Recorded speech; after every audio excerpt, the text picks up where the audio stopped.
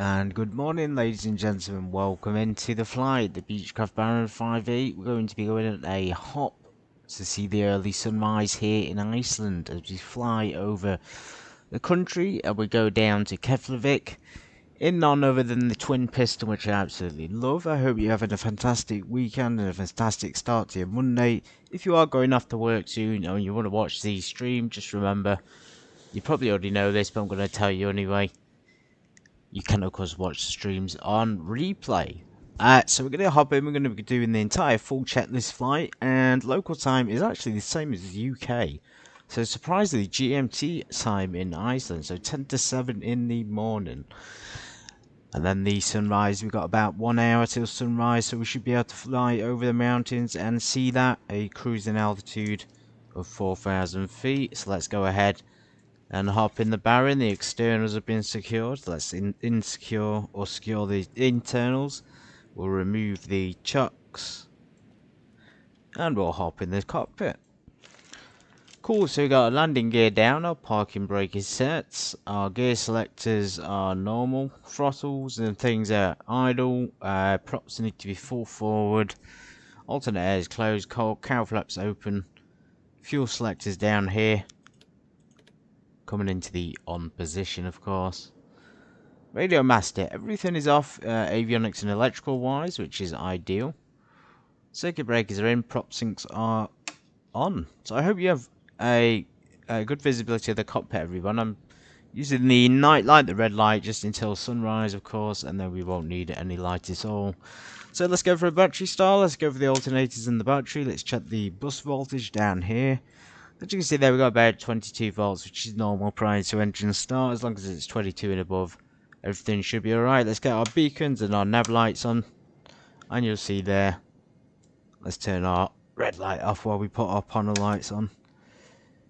Yeah, panel lights here makes a whole world of difference. And we'll turn them up nice and bright for you all. Yeah, so all the lights here seem to be working pretty well. And that's it for the battery starting. Make sure the pop's full forward, and then it's a case of cold start. So cold start is usually the the first start of the day, should we say? Oh, actually, before we get going, let me show you the flight plan. Downloaded from Simbury, 4,000 feet cruise, which is nice and relaxed. And of course, then we want the output. FMS plans and a strange name, yes, BIAR to BAKF. Initially this was just going to be a scenic flight, i.e. we don't really have a destination, but I figured, you know, we'll give us time to fly there and watch the sunrise. So let's just turn the avionics on while we input and recall our flight plan. I remember last time I had sort of a semi-issue getting this, but of course it's actually relatively easy to recall flight plans on the let me hope get the name of this right, the 530 GPS system, Garmin 530. So there it is, all the way down to Keflavik for a nice early morning arrival. And let's just do our weight and balance while we're here as well on the iOS. So we have a 184 on board. We actually only need 176. We don't need to refuel or defuel, although rare you would defuel, to be fair. And I'm going to check the weight and balance. We're actually fully loaded. We have myself flying the plane, we have another pilot, so we're going to crank this up to about, we're going to make ourselves about 70 kg each, which is about 140, so that'd be the same in the back. Or of course you could just enter the payload, and that might be a little bit easier, so let's do that. But sometimes again, this doesn't really give you, it doesn't give you an accurate amount, which I always find a little bit odd. Anyway, so do it manually as best you can, or hand changed. Rear packs, again, just 140 for 2. I'm assuming that's going to count it. And then cargo, we need 89, so we split that about 40 in the 4. You can see there, and then we'll do, 49 there. If I can keep it in one place. And then we'll do, it doesn't seem to want to stay in one place, and then we'll do the 40 on the back. I think that's, let me just get my maths right. Let's hope it's right. Okay, yeah, so that's weight balance 516. I mean, it is a little bit over, but they've obviously estimated slightly different weights there for the packs. That's absolutely fine, though. We're still good to go. We need the flight plan page. Just check this on the flight plan. So Divot, then Divot to Mike. That's pretty much the arrival. That's done in there, and the vertical navigation. As I say, 4,000 feet. You can confirm that on the first page. Flight level 040. Not that it matters if you enter it in here or not, because you can't exactly get the autopilot to follow the FMS VNAV, let's say. There's no option for the VNAV in this aircraft. I think that's it of the other one. So we need to check the QNH. Nice to just take my time on this. So there's no QNH on this, probably because it's... Actually, so I was meant to file it as a VFR, but it's come up as an IFR, which is fine. That's absolutely fine. It just means we'll do it VFR, but we'll do an IFR procedure for the arrival. Anyway, let's get on with the cold starts. Let's do our mixtures to rich on one engine. Let's bring that throttle up full, and then we're going to do the fuel boost. You're going to hear that it's pumping through the system, I hope. Let's check the audio. I hope the audio is alright. It should pick up as the aircraft comes to life. Anyway, fuel pump off. Mixture normal, and then throttle back to about 1,000. There you go. Very smooth start on the right engine. And just monitor. You could probably keep your eyes just on the instruments at this point. Cool, so that's warmed up, so do the same for the other one.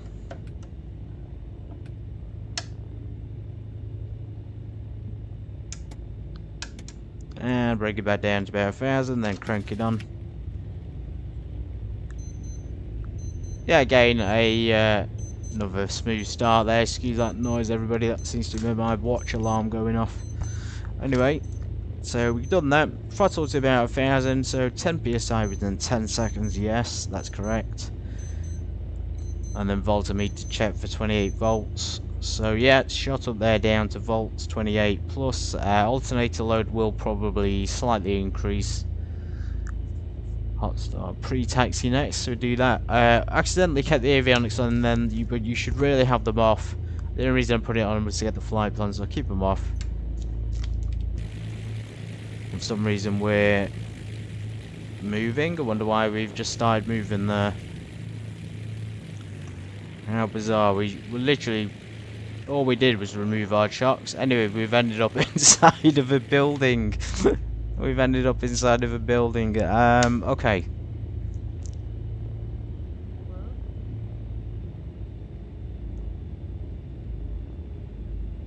Okay, I'm going to keep that like that. And yes, well, we'll carry on with the checklist. So pre-text, we keep the avionics on now. The environmentals and ATIS information. Let's get ATIS information for the airport. I'm really glad we're going to be setting off in time for this sunrise. So 1011, number 11.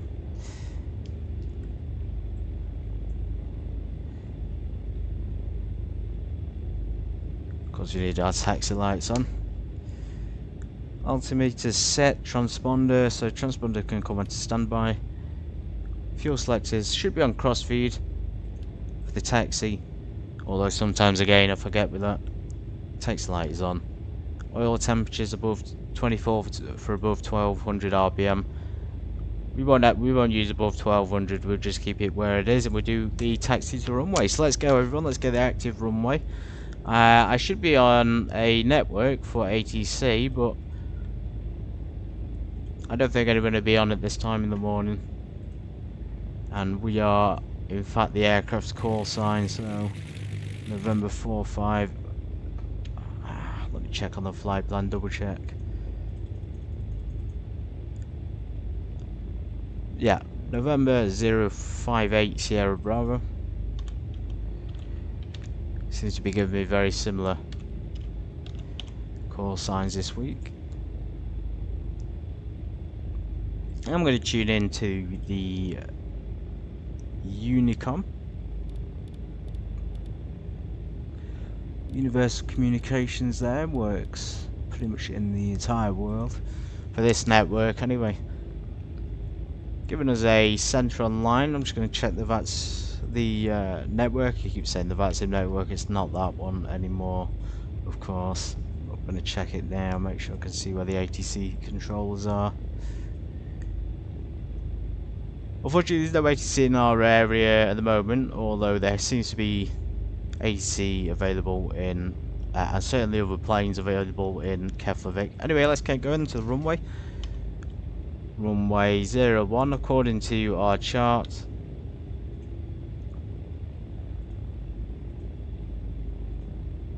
We are in fact meant to take off on runway 19. So let's get going. Apologies for that little start there when I was taxiing off into nowhere. Usually doesn't happen. And of course we're going to get the... Just check the rudder controls. There we go.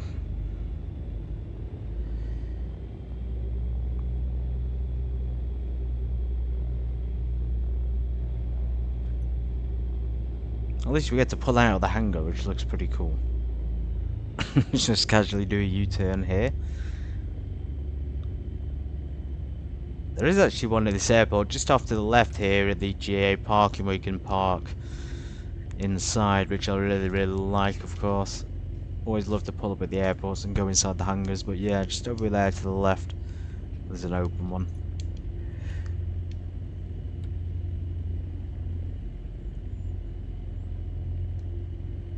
Okay, smooth taxiing for the Baron. It's completely fully loaded, quite a lot of fuel on board, and it's handling very well. Let's get our flight directors pre-primed, and we probably need to select our course and our heading when we get to the runway.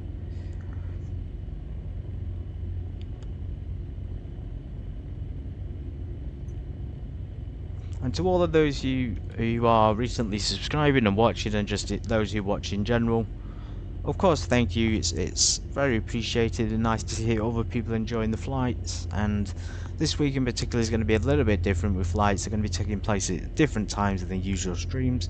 So probably not 1:30 in the afternoon GMT, but more early morning than late evening. And then on Friday for Halloween, I have a few Halloween streams planned out as well. So hopefully see a few there. Won't be any aviation stuff on Friday, but you know, it'd be just nice to see some people there. Anyway, let's do our run up. So we're going to hold short. Let's bring our fuel selectors back into the on position. Just check that engine temp. So we are above 24, just about, I'd say. Engine instruments and flight instruments are checked. Full rich on the mixture, throttles to 1500.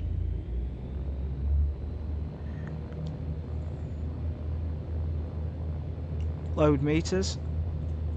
Let's get the local time up here. So it says 7. The clock's actually changed in the UK the other day, so they all went forward. Excuse me, they all went back 1 hour, so I was a bit confused when I was like waking up at 7 and then it was 6 o'clock in the morning. Anyway, local time, it's saying... Right, okay, so it's saying 7 o'clock, so that must be right then. GMT time, of course, can't see my current time. Anyway, 1500 on there. The alternators...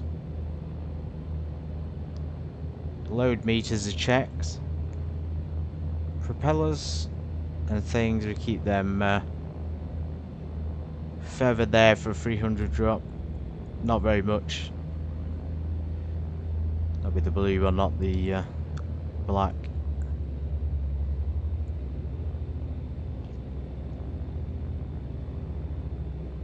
To be fair, I said you weren't meant to do it there, but you are. I always do it a little bit too much on the 1500 because it's slightly difficult to get them perfect. Anyway, that's pretty much it, and then it's 1700 RPM. Just keep an eye out outside the aircraft, which is something I didn't do earlier in case of brakes. can't hold it.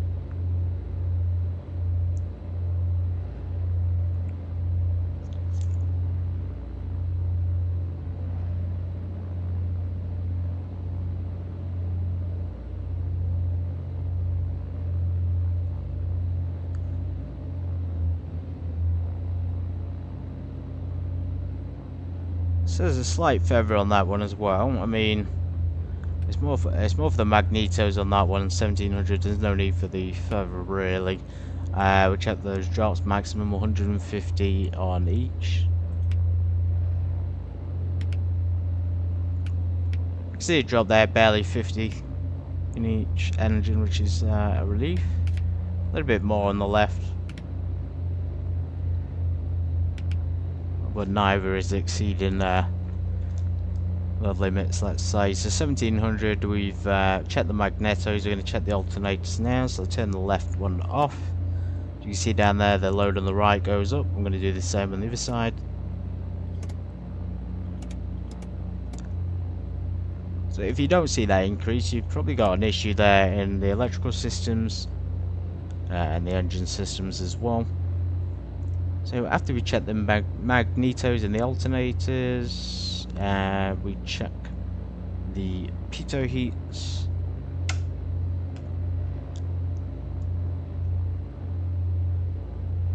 And we bring those throttles up to 2200. It's quite a lot. This is probably where you'll have a brake failure if it's going to happen, usually in wet conditions. Okay, so quite a lot there, 2200 RPM. Throttles, sorry, props, exercise for, it says 200 RPM drop, but you know, I think down to 1900 is probably a safe bet. So as you can see there, dropping it down to 2000 to 1900 is about where you need it. Anyway, that's done successfully.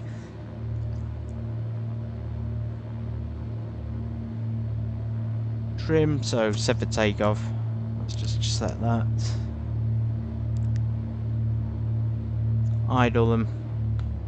As you see there, the oil temperature's warmed up, and of course bring them back up to about 1000 for the idle. Avionics as required. Parking brake.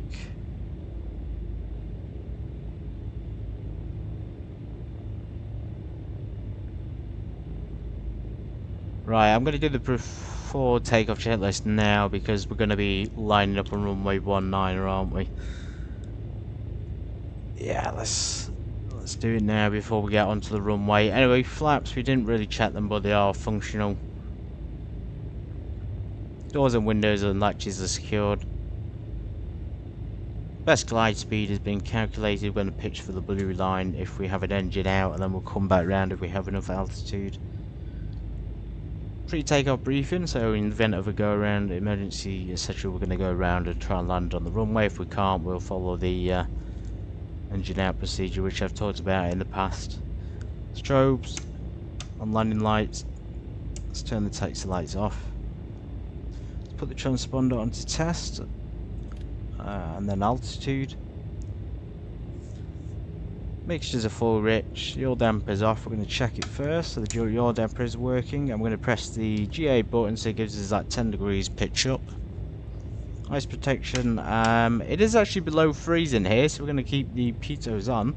I didn't even realise it was that cold, but yeah, it's minus 5 degrees then, 3 or 4 degrees. It's really cold up here. And then we have the cow flaps open.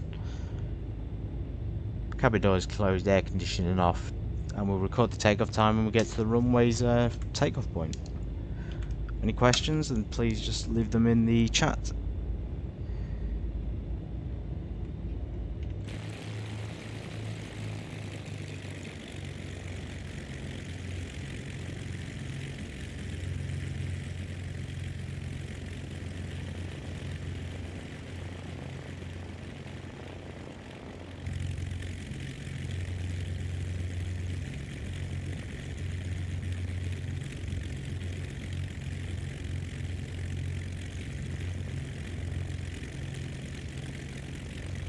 Set our course and our heading to runway 19. Taking off in the opposite direction, we're making the most of the runway. Should really give them an ATC call for courtesy purposes. Let's do that now. Although, to be fair, I don't know how I'm going to pronounce that. Akureyri? Ah, man, forgive me again. Just airport names sometimes are completely overwhelming, of course, unless you've heard them. We'll just skip the ATC for now. And we'll just taxi down, ready for takeoff. On the climb, we're going to need our props and power fully forward. Gear will come up once we have a positive rate, and then the yaw damper and cows will come on and we'll close them respectively when we're in the air. Same with the landing lights.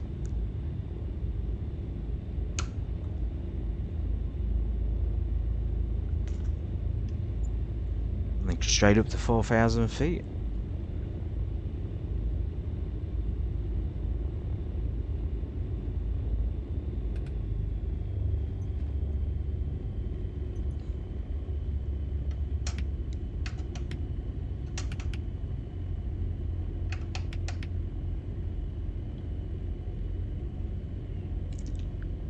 As soon as the sun rises, everyone, I'll turn those cockpit lights up a tiny little bit. Like I say, we've got 8 o'clock for sunrise planned, about halfway. That's about an hour and 10 minutes. Flight time is about that long as well. Cruising today at an estimated flight speed of probably about, I don't know, 186, 190. Quite fast in this plane.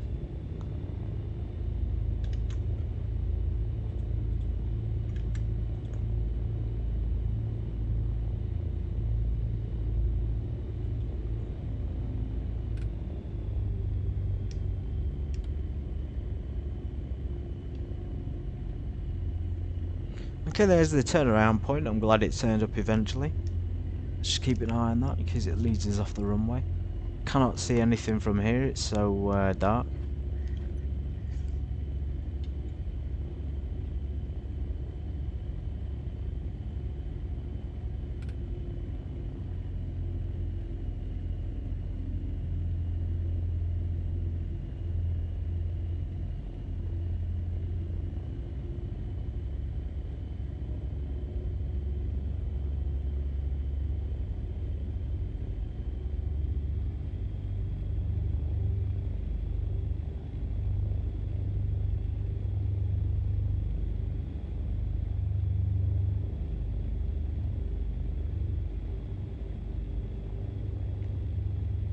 Line up runway 19. Just about. Let's get onto the actual runway, then we'll go for it.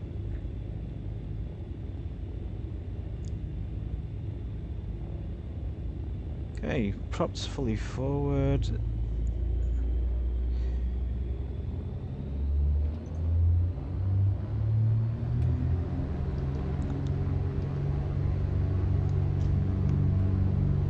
Lot of push on the aircraft. Anyway, rotate already. Aircraft's going super fast today. Fully loaded as well. It's strange. It does feel a lot more difficult lately to handle it, and I'm wondering if there's a calibration issue on the Honeycomb or something, because I haven't used the aircraft for a while. Anyway, there's the positive rate. Gears coming up. We didn't have flaps. Let's now do that turn to the right and we'll follow the flight plan. I'm going to turn the taxi lights off at this point, put your damper on, and bring those cow flaps closed as I mentioned earlier, and then just trim to try and get about 130 on the climb. Navigation will follow on the flight plan, so pink line roughly. Being careful not to hit any terrain as well, because obviously there's mountains in the area. Right through the valley here and then into 4,000. 4,000 may even be just slightly too low. Let's go ahead and engage the autopilot now over 1,000 feet or above. Should be following the GPS. As you can see there, climbing nice and stable, about 130, which is where we want to be. So let's reduce climb a little bit and then reduce that propeller down to 2500.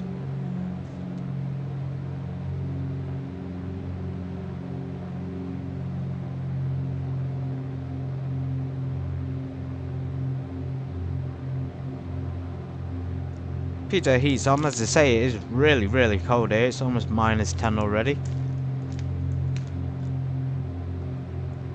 The visibility is really bad. Anyway, landing lights off, and we are flying near this danger zone. I don't know what the altitude of the train is, but 4,000 does seem slightly low down actually for a GA plane in the area. So we just continue climbing, I think, probably up to 9,000 feet until we clear it.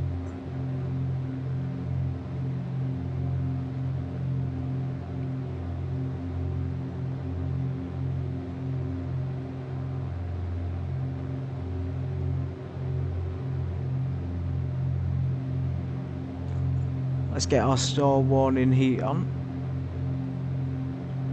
Probably need all heat on at this point, prop and windshield, and a little bit of service heat on the climb. And then, even though we're not quite cruising just yet, I'm going to lean the mixtures already just to give us that better fuel flow as we get up at higher altitude. Bring them to about 23 gallons an hour. 2,300 gallons, whatever you want to call it.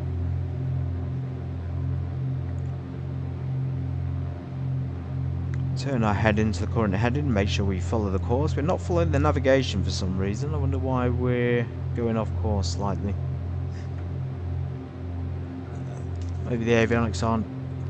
because it keeps switching off of GPS, of course.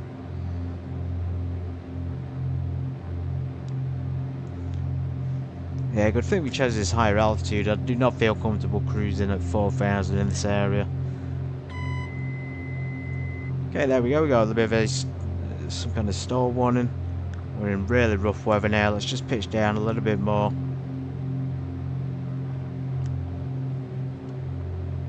Super dangerous weather. Let's get the navigation thing back on. Suspect the aircraft may be pitching too high. Possible ice, that means, on the wings. Hope we don't have another crash, everybody.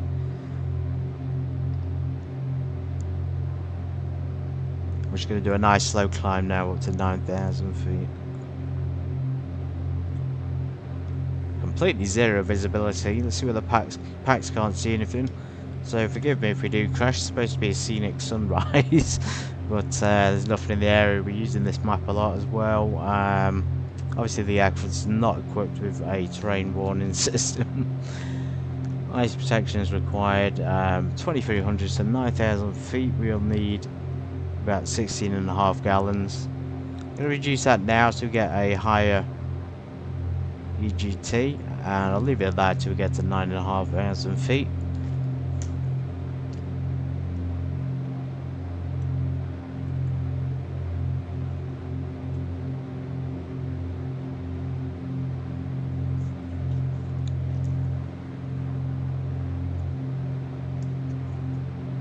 Keeping that manifold pressure full forward.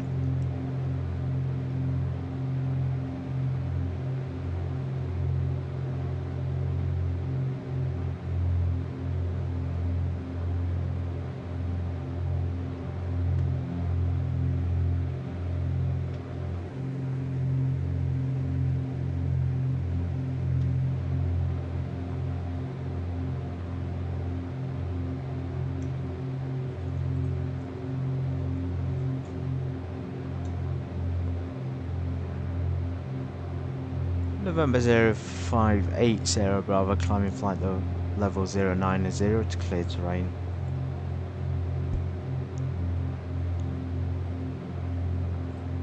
I have no idea how high the terrain is, so 4,000 feet I think would have been too low there. It doesn't give you the altitude, it just says the tower goes up to 3,000 feet, but I don't know where the train actually starts and ends there. Actually, obviously this part here is extremely high up, so we've got to be super careful. We're pretty much IMC conditions, so not exactly VFR, but hopefully when we get to Iceland it'll change to VFR conditions.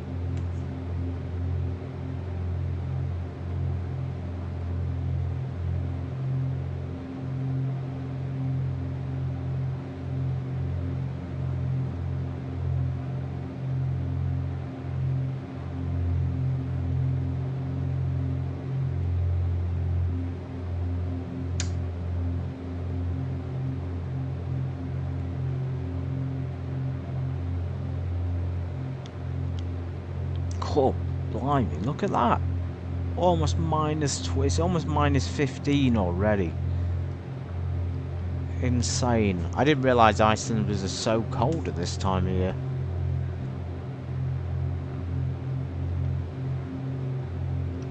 It's almost as bad as the North Pole, if you can believe that.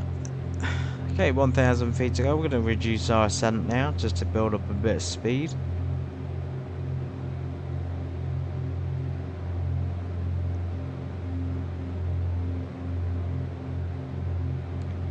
And judging by the map, we've probably not got any traffic until we get down to Keflavik Airport, of course.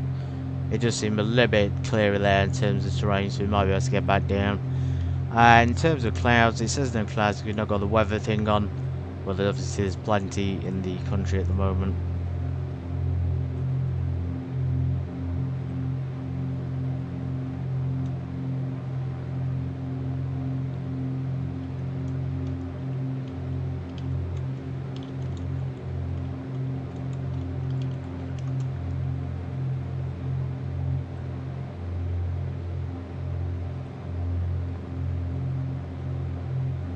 Another way is, I've done this before, but you can get the train off here, so you can put the name in. In our case, it is BIAR. Now, sometimes they'll give you a train map, that's what I'm interested in. I'm going to set the standard pressure as well.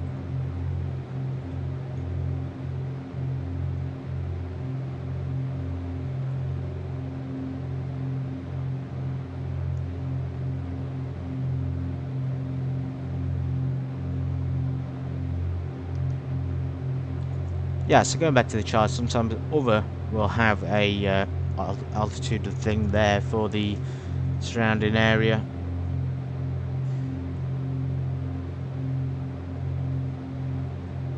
In this case, there's not really anything on it. There's just leading lights. Obviously, the approach for the airport we just took off from is extremely challenging. It's hard to get into even if you can see where you're going. I've flown it once before. It's very, very interesting. They do have a tack on there as well, for, as you can see there, for the military.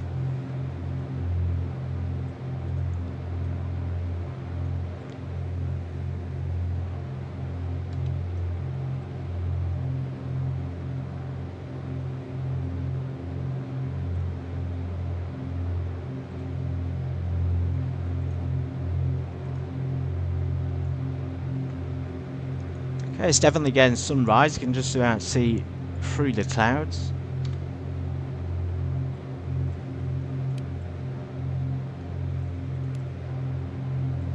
Sit back, relax, enjoy the flight over to Keflavik, Iceland.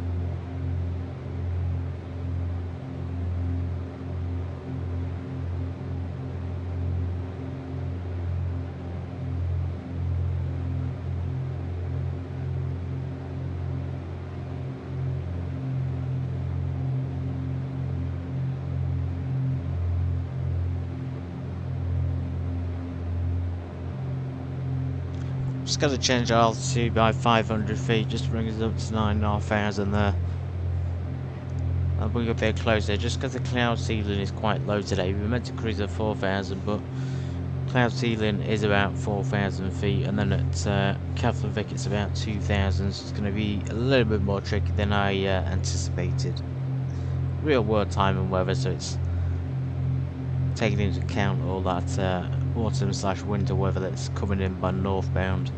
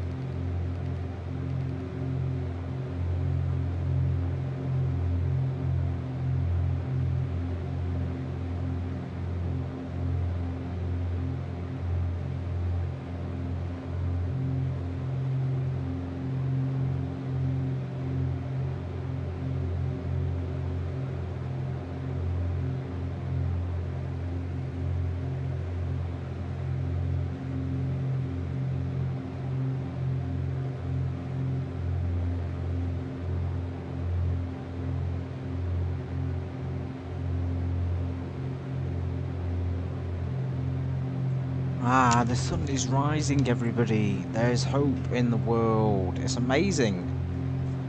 Ooh, look at all those amazing little clouds up there. Light just pierces through in such a romantic kind of way. It has that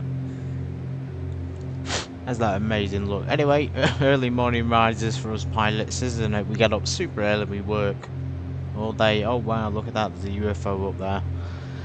Yeah, so sunrise is coming up here in Iceland, in Keflavik Airport. I can see the international airport on the map already, and that's actually where the Keflavik Airport is. Not quite the same place, but as you can see, sort of in that vicinity, in that direction, slightly off map. But yeah, the sunrise is coming up, and I'm really looking forward to this. Just in time, it looks beautiful. It's not quite fully bright, so everyone can feel nice and calm still, but it is. Yeah, it's just amazing, isn't it? It doesn't get much better than this. So everybody sit back, relax, and I check in when we get a bit closer. So according to flight plan, we're actually on the way to the arrival point, and then we have, as you can see, quite short waypoints there before we get to a final. The longest one is the one we're on, and then the Meebum. But otherwise, it's looking pretty good, and we think we've got a little bit of discretion here on the arrival. So I've checked the airport. I just need to check the charts. So runway 10, and that'll be to Mike arrival. So what I'll do is I'll take discretion, and I'll choose the approach myself, since there's no ATC, of course. So runway 10, so Zulu time. Or we could do a GPS approach, and I've not really done a GPS approach, and they have got an NDB as well. That might be interesting. All of those are instrument approaches, so it's absolutely fine to use them. I do quite like the NDB approaches. To be fair, they are just by far the best ones, especially in the twin piston like the Baron. Oh wow, amazing. And yeah, let me just program this in. So I'll put the, I don't know, should we go for, I think RNAV as well. RNAV is also appealing. Let's just go for that, and then we'll do vectors. Or actually KFI 10 is there, that might be better, and we'll load that in just to get a pre-plan of it. But yeah, some good news regarding the Beechcraft Baron 5.8. Not for X-Plane, but for, I think, Microsoft. One of my sort of favourite developers is bringing out a new Beechcraft Baron, I believe a professional version for Microsoft Flight Simulator, and yeah, I bet that's going to be incredible. Also, look at this, the low-level clouds, how the mountains just peek through them. I mean, we did get a chance to see the scenery like I thought we would, but it still looks really, really good. Even through the crack in the ground there, you can see the detail on the floor. I recommend people fly here because the scenery and the rocks just look first class.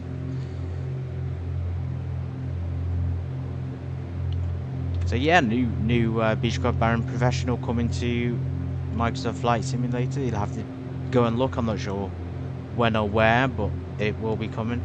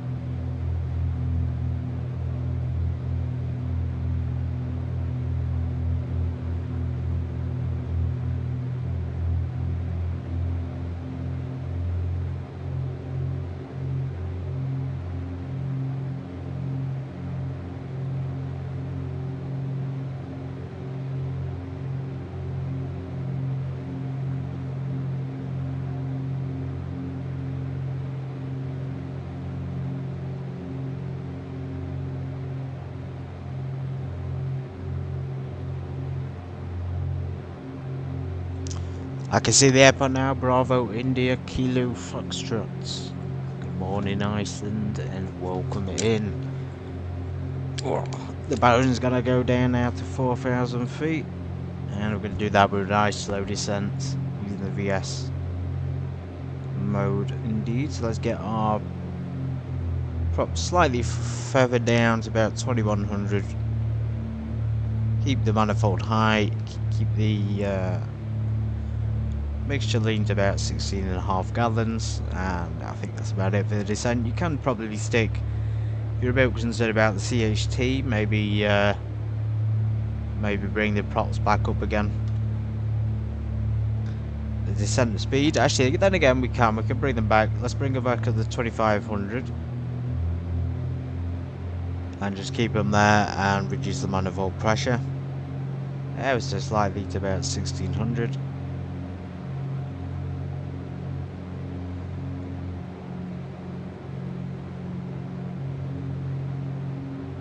So I've chosen the arrival. We're going to do the RNAV approach to runway 10. I'll just check the chart, the maps. As you can see there, you've got the ILS as well, and the nav 2's tuned, so we're coming round down to runway 10.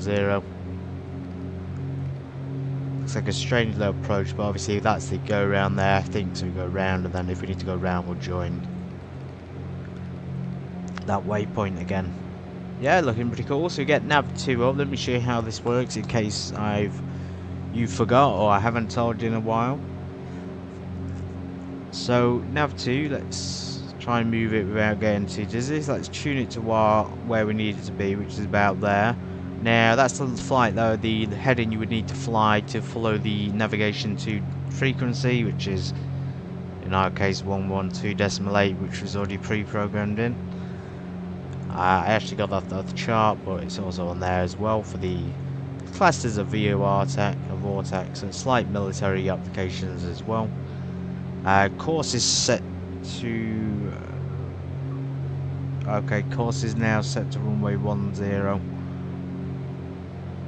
It was set forward, but it's changed since we tuned that other thing in. Obviously, you probably want to keep that, as you say, set course to 276 on your current heading. Keep it on your current heading until you get towards the runway.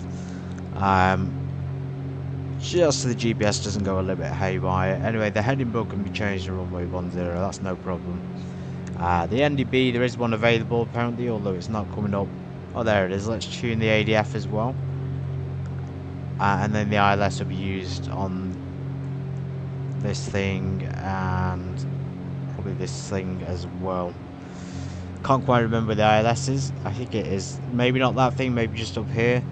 We'll have to wait and see. I could tune that on as well to see. So N1 for the ILS, we've got 40 nautical miles, and then obviously navigation 2 is 40. Let's keep it on nav 2 for now, but that's showing us the way, and we'll do the same for the NDB.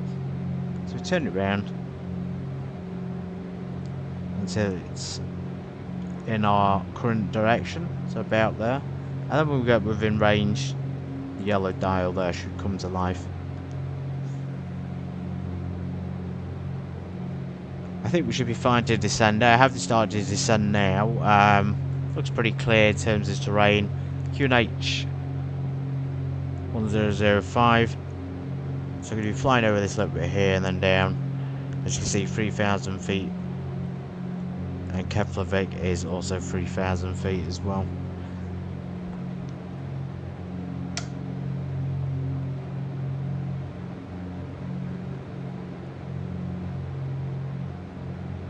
Let's just decrease that descent and keep our manifold nice and high.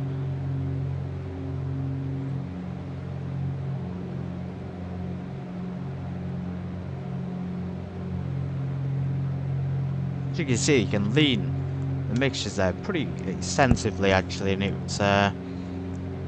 will go quite high in the peak flow, but obviously for the altitude we need to have, according to what I've got anyway, about 4,000 feet will require pretty much 23 gallons, which is standard, which is usually just full forward. So we'll keep them full forward for the descent, and I'll see you all in Iceland's Keflavik Airport.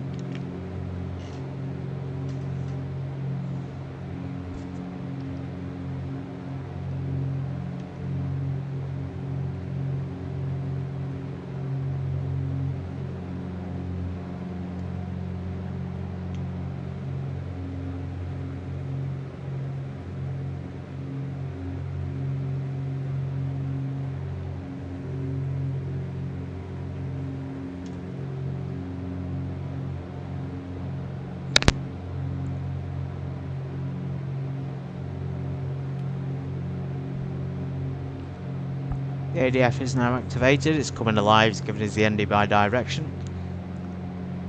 Non-directional beacon, we haven't chosen that approach, but we're doing the RNAV approach, radio nav approach for this runway. It is slightly clearing up and we can slightly see the airport and the city. It looks really cool down there, and obviously as I say, the textures and the rocks and things, the train is very close to us, but the textures and the rocks in this area just look in Iceland just looks so much better than, I don't know why, but than the rest of the world. I mean, look at that detail, and this is all over Iceland, even from the airport we departed from. I really love it. It's so beautiful to see, obviously, like real life scenery in games.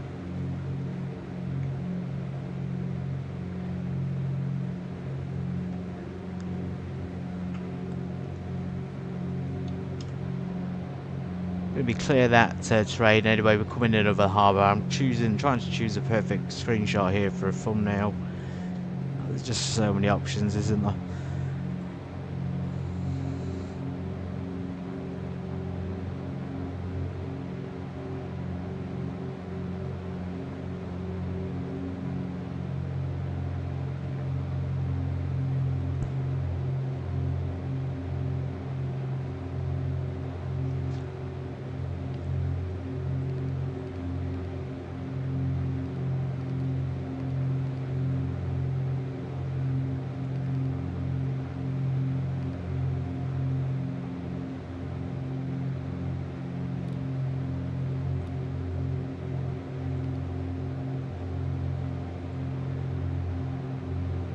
Just get the name of that approach delivered to Mike. Keflavik Airport, November 058 Sierra Bravo. Descending to 4,000 feet for the ditto to Mike. Arrival runway 10.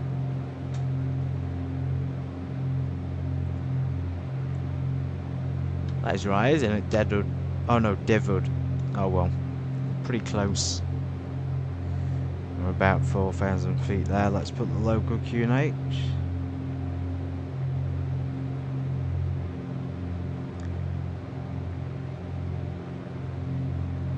Can change it. There we go.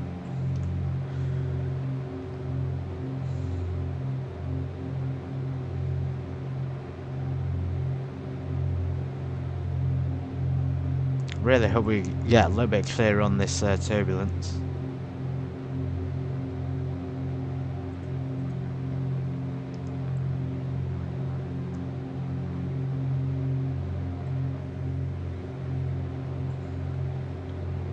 Yeah, we're out of the danger zone. As long as there's water beneath, we'll be fine. Then we'll be coming over there.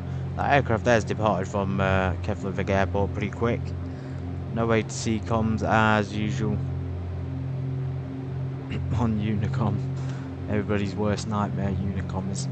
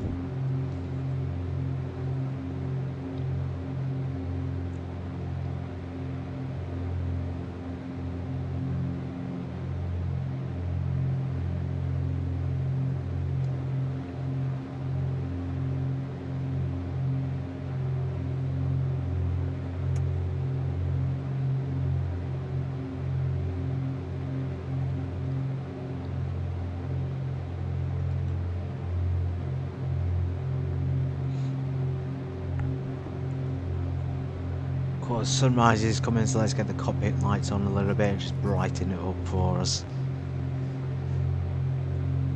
Speed is decreasing. We had a nice tailwind. We still got a bit of a tailwind, and then it'll be 16-70 knots.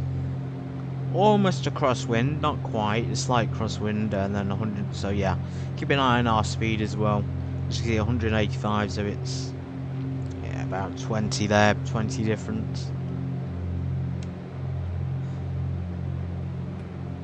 As you can see, if I put the manifold pressure full forward now, it's going to give us the full 2500 inches available.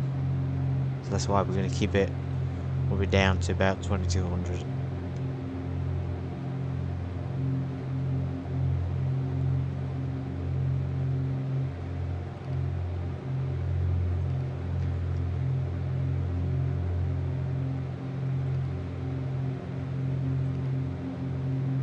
We get to KF 183, which is there. It says it's going to take us to Nombo, but Nombo should then take us to KFT 10, which is down here. KFI 10, I think. Yeah, so we'll activate when we get to Nombo. Yeah, activate the approach at that point.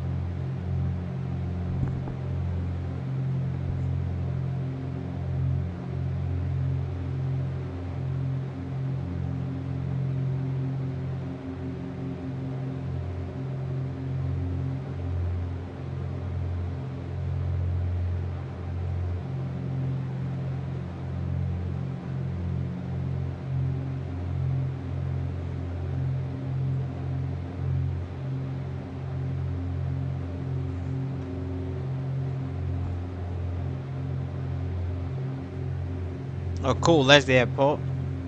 That's a really cool little picture there, isn't it? Not our runway, of course. Let's get our landing lights on now. We're in the vicinity, and our taxi lights. We need to do the checklist items. So we're in at range. We've got the ATIS information. Ice protection is going to remain on, I think, until we get down onto the ground. Because it's very cold and it's very cloudy and windy.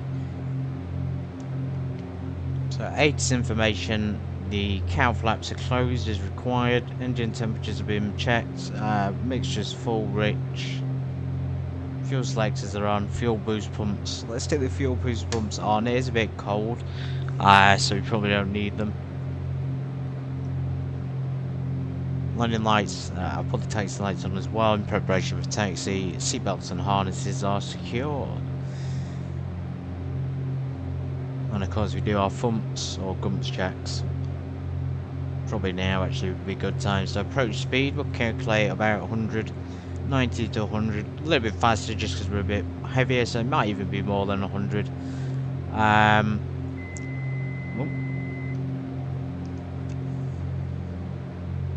Landing gear won't come down yet, but yeah, we've got, let's put the prop fully forward now. Let's just bring that manifold back to about there, and then we'll bring it to 1600 for landing. It's actually quite stable now. It's G-force effect is on as well, so it's calmed down considerably.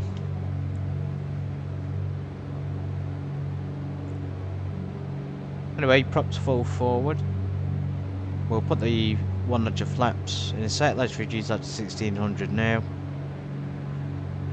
And we're going to get ready to activate the final approach. There's non-boa, so at this point we could probably just activate the final. So let's go ahead and do that.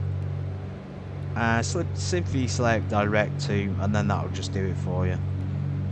As you can see there, that's going to take us to the final. Keflavik's final fix or center fix.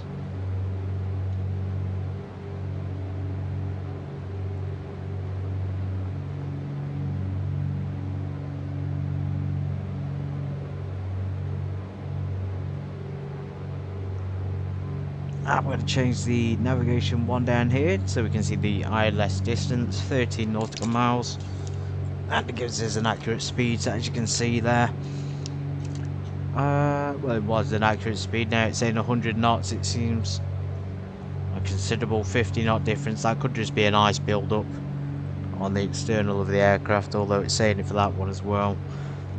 If you check on the map, it's 165, so it's fine. Get one notch of flaps down. We're on the base leg, everybody. We're going to be turning final momentarily. We're on the approach. We'll do the autopilot yaw damper off, and we'll stick the landing gear down.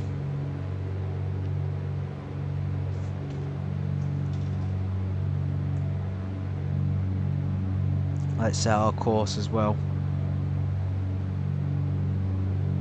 to match with the runway heading. Same 199. I guess we could just keep it our current heading in there, but turn it to 100.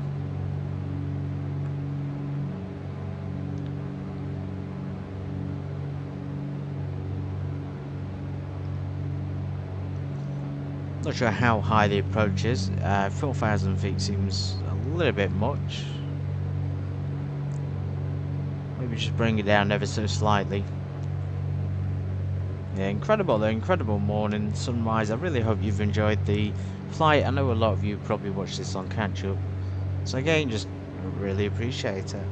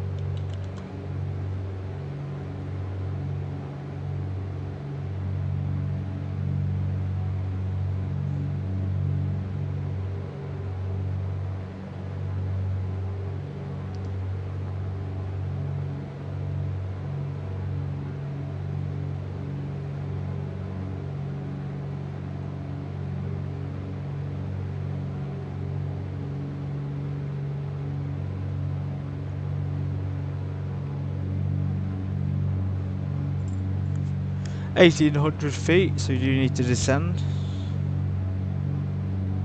I'll reduce that now, probably just a little bit more, bring that speed down. Yeah, so 102 for the course.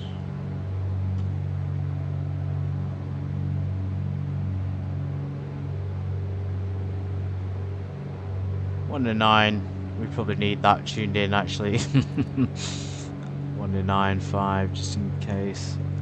Although I did just click it on navigation. Well, oops, not navigation 2, navigation 1. We need it on.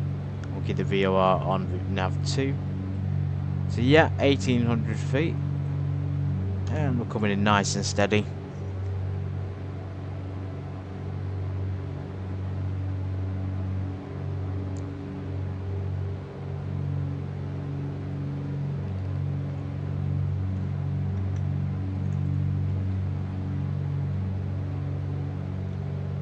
Keflavik Airport, November 0580 Bravo.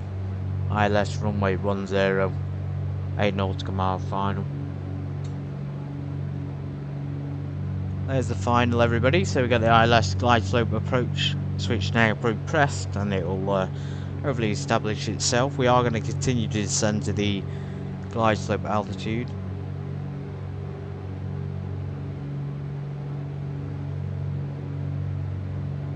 (1800) target altitude.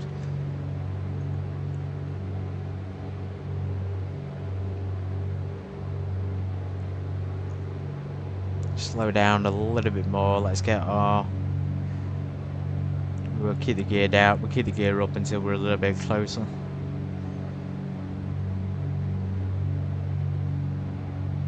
Okay, maintain 2000, I think, and it'll lock onto the ILS itself. So there's the glide slope. These yellow bars, as I was saying earlier, pops up on the heading.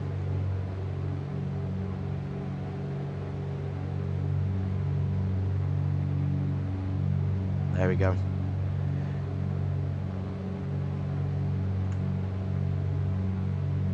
Oh, this is pretty, isn't it? Okay, we're reducing our speed. Again, I'm going to use the map to check. Because the speed is fluctuating, so about 109. So we'd have to keep in mind that there's about a 10-11 wind difference there.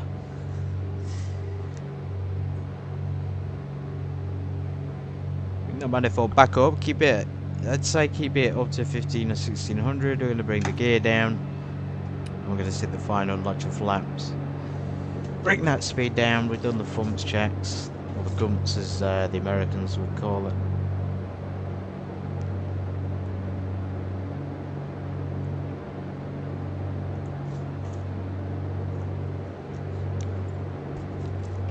Going to keep the autopilot on for now, just to keep us on a steady approach. The yaw damper's coming off.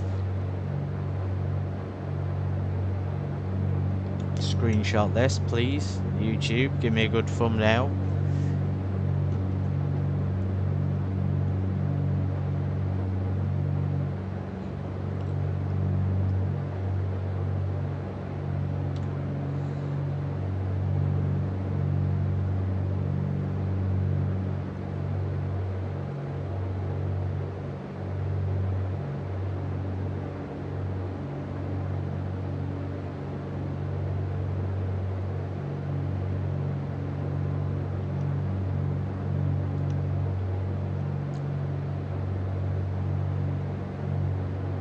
Keep an eye on the trim setting. Make sure it's not going to be trimming up or down too much. It seems pretty stable at the moment. The speed's decreasing nicely. Not too fast and not too slow.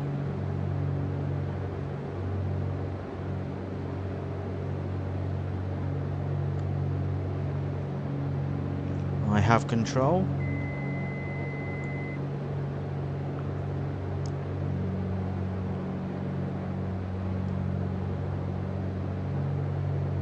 Temperamental, the Baron, lately on these flares, so let's hope it's a nice smooth one. There's not much input required vertically at the moment, it's all horizontal.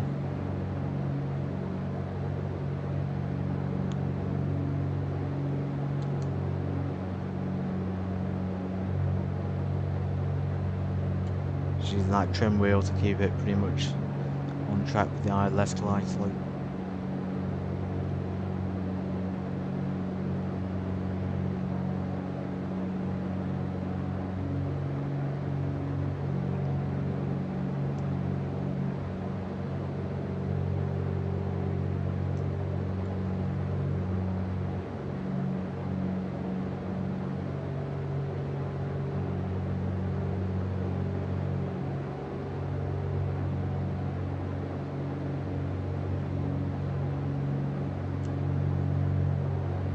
Normal, everybody's still on a good glide slope here, so visual at this point anyway.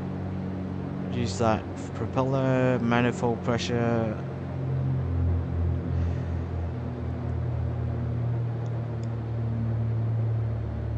There's that temperamental flare.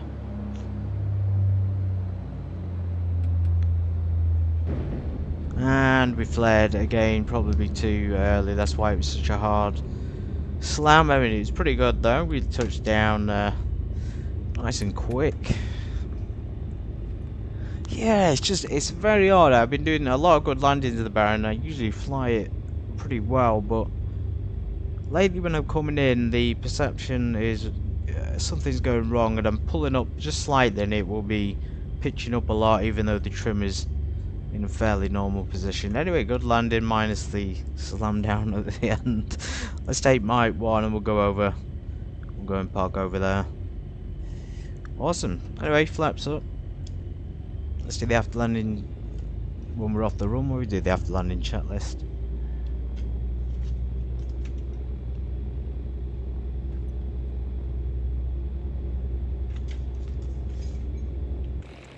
Real world checklist, by the way, is based on an actual real world checklist, not a simulation one, but of course you don't want to be using it the other way around. I say don't use the simulation checklist with real life, of course. Seems like common sense.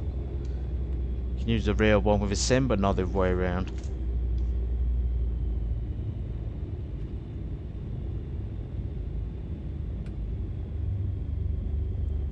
Welcome to Keflavik Airport. Good morning.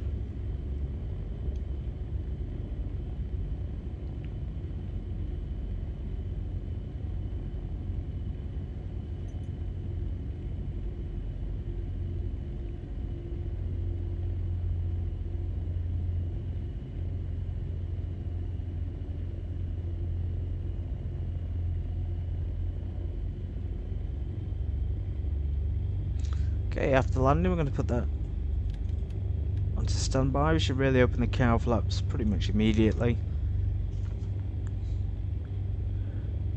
Radar is off, or standby mode. Ice protection should come off as well. Good thing I've read the checklist, I would have forgot about that. Pitot heats. It's warmed up ever so slightly, but it's still about 0 degrees out here, so hope you've all brought your jackets. I see it's a bit of a military base here. That's why the VOR techs here, of course, it allows military operations, and then you've got the massive Keflavik terminal in the background.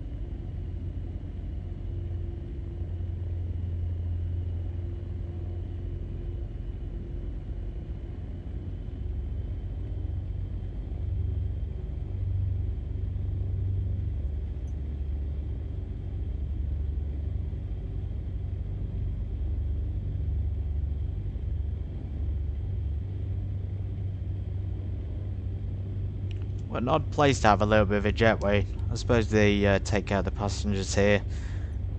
Says so going up a ladder or a set of steps. We're going off taxiway as well. Yeah, random, just little jetways parked in the middle of nowhere here. I'm not really sure where GA parking is at this airport. I've never never really flown into it. So we're just going to go ahead and park next to any one of these aircraft.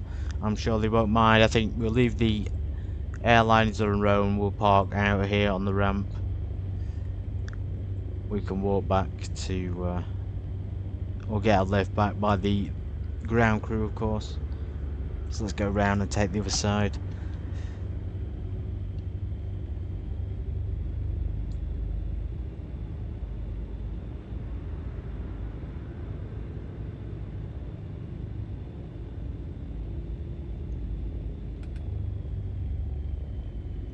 Okay, we got a space here, number 74.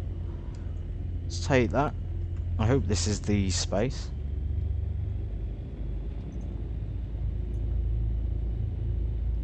So we didn't have any icing issues on the flight, but the fuel and things were fine. I have to say that you can't really experience the ice on this. I've never experienced it. It's nigh impossible to get icing conditions that will actually cause problems. So don't worry if you forget to stick your, anti-ice on. Anyway, let's get the panel lights and things switched off. So all the electronics are going to do the full shutdown list. Throttles are about 1000 RPM. The avionics master is coming off. Navigations, all the lights off, including strobes, which we should have had off to begin with from taxi. Electrical switches off. We leave the beacon on apparently. Mixtures, and then we do fuel cut off at the same time. Magnetos, both do off. Okay, I'm going to switch the battery off because this is the full shutdown. I usually leave the prop sync and beacon on, but because it's part of the chat list, but this time I'm going to turn them off. I don't really get, well, I guess I do understand why there's a prop sync there, but if it's a simulation, perhaps they could, I don't know, I just feel like there's other more realistic things to model than that. Of course, it's still essential. Anyway, battery and master alternator are coming off, and vent window is closed. Hobbs time is recorded. Cool. And we're going to set the chocks. What a brilliant little morning flight, everybody. I hope you've all had a great time, and I hope everybody watching on catch up enjoyed it too. I'm going to go ahead and watch the replay, and for now, that's it from me. So take care, and see you in the next one.